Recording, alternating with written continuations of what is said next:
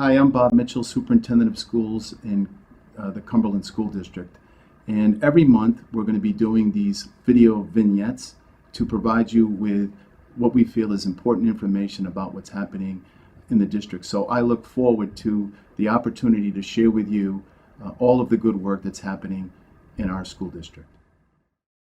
I thought it would be really important, since we're at the budget time of year where we have been spending countless hours working on the budget, to just share some of our really key areas of focus in this year's budget based on the needs of the district.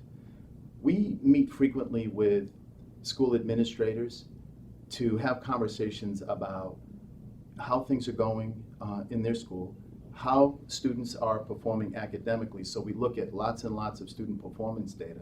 And we also get other information, really important information, from administrators on what specifically they need in their school.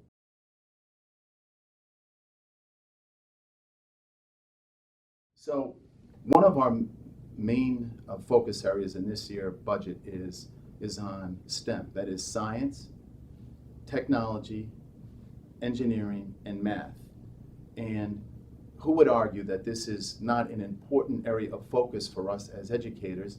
One of the things that we read in here all the time is that we don't have enough skilled professionals in this country to fill the jobs that are currently open. So we feel, certainly as a district, that we have a responsibility to focus more attention on STEM. But it's not just Cumberland that has that focus. Governor Raimondo, in the initiative that just recently came out, where there is a focus on computer science in the state. The goal is for every single school in the state to have computer science in their school by December of 2018. So that's a real ambitious goal. And President Obama has also earmarked money to support computer science in the country. So we want to be a part of that. It's really important. And I think, for me, I think the most important thing is that, like, we have a responsibility to expose students to the curriculum and the skills that they're going to need to be successful in the future and to get really good, high-paying jobs. We have 3 STEM literacy coordinators in the budget to support all 5 of our elementary schools. So we're really excited about that initiative.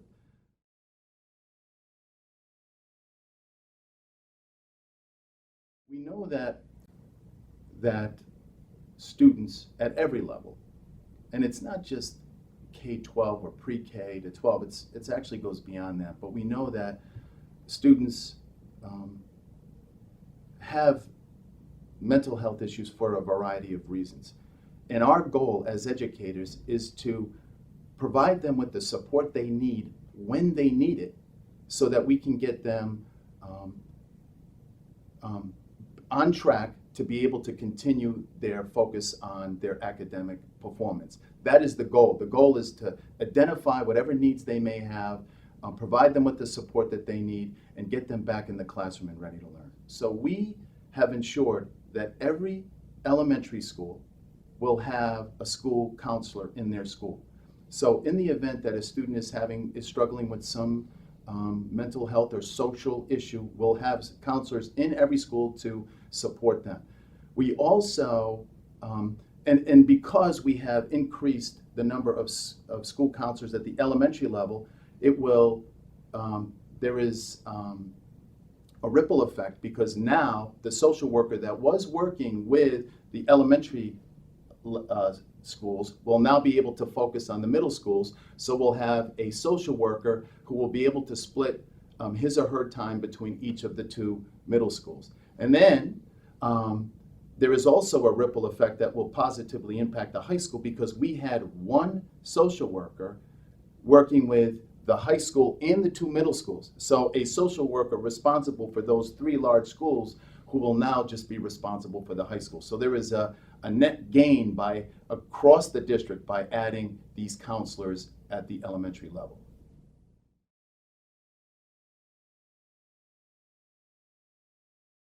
So the other major issue that we are addressing in the budget is the need for an English language learner coordinator. Regulations require that we have a person to support the growing number of ELL students that we have in the district. And I can tell you over the last several years, just since I have been here in the district, we have had a growing population of ELL students. So we are required by regulation to have a person, a coordinator with English language learner certification to provide the support necessary to the students who are new to the country, specifically new to the district, who do not speak English well. And students are all over the place in their understanding of English. Some don't speak English at all. Some speak limited English, and some limited English language learners just need a little bit more support. So our goal is to identify a person who can work with teachers, because it's not just supporting students in the classroom, it is also supporting teachers and teaching the students with the unique needs that they have, given the fact that they are struggling with the language.